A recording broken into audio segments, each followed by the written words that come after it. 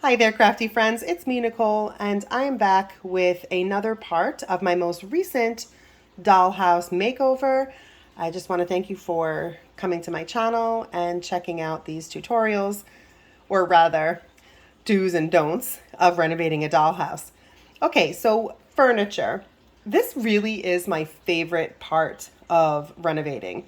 I just love the creativity that you can express through changing furniture, thrifting furniture, altering things, making things, and it really doesn't take a lot of skill.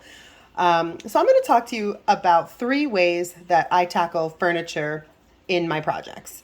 The first would be just thrifting, finding pieces that don't need a lot of work. You can find things all over the place. I went to Goodwill, Salvation Army, Facebook Marketplace, and I found some pieces that some things need a little bit of rehab, but some are in really good condition. For example, this bunk bed here, perfect size for the Chelsea doll. The bedding, this light pink color, it's perfect. I don't need to change it out. It has a little bit of wear and tear, but that can be done, that can be taken care of with some touch-up paint and a little light sanding, and it'll look brand spanking new.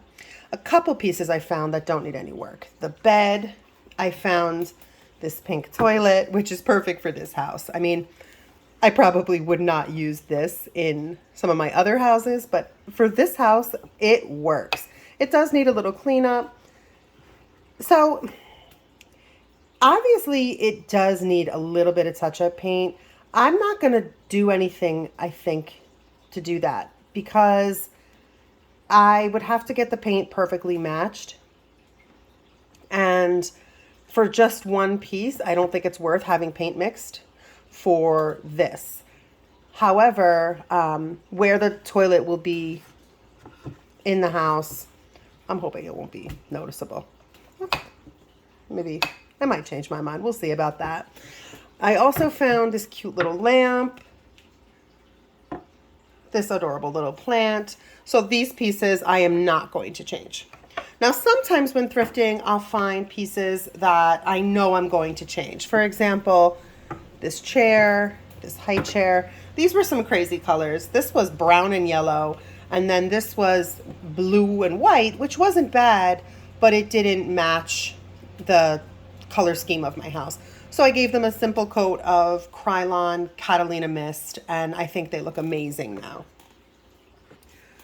So when I'm not altering furniture, another option would be buying unfinished wood furniture. So you can get unfinished wood furniture at Michael's. You can get it at your local Dollar Tree, Dollar Power. I don't know what dollar stores you have around your home, but there's a lot of options out there. Dollar Tree is amazing. They have some unfinished chairs, bureaus, dressers for $1.25. This I got at a local, I don't want to call it a dollar store because I guess I would call it a discount store.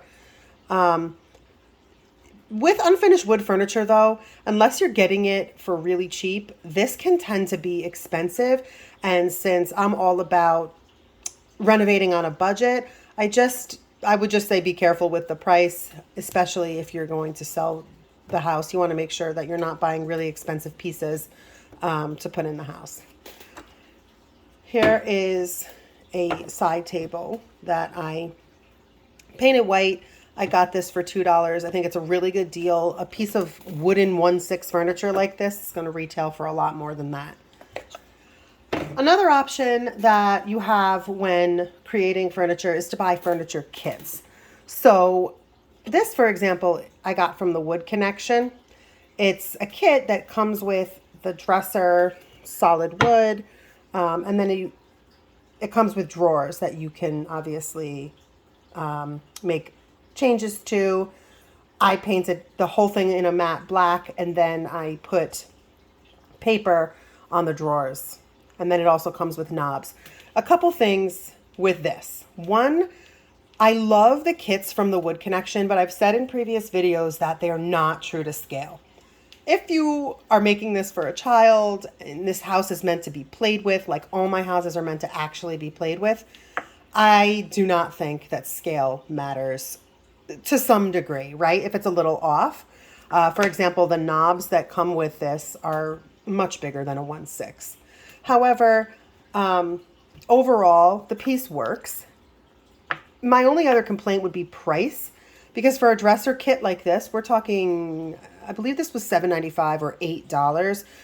If you bought the wood yourself at a hobby shop, you can probably get that for a lot cheaper and make this for a lot less of the cost. But on the other hand of that, I really like that this looks like a dresser. It's, it's carved on the bottom. You've got, this is the top piece that goes here. It comes with the pre-cut wood. It comes with the knobs. There is absolutely no, there's no sawing. There's no cutting down to size. There's no measuring. So if you're making a dollhouse for your own child, you're not trying to sell this, this is an amazing, amazing value to get, handcrafted solid wood furniture into your house at low cost. One more thing with this though, when painting, my biggest tip is don't use matte paint. This is a matte finish and it looks chalky to me. There's going to be a lot of little hands playing with this house, and for that reason, I am thinking of giving it another coat with like maybe a semi-gloss. Yeah, so that's my suggestion. The wood connection, you can check that out. I'll link it in the description. All right.